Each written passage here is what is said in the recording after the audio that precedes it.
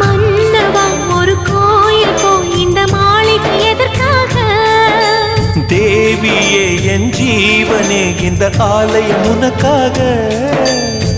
வானில் ஒரு புயல் மழை வந்தால் அழகே என்னை எங்கனம் காப்பாய். கண்ணே உன்னை என் கண்ணில் வைத்து இமைகள் எனும் கதவுகள் அடைப்பேன். நான் சத்தியம் செய்யவா? தொடு தொடுவெனவே வானவில் என்னை தூரத்தில் அழைக்கின்ற நேரம்.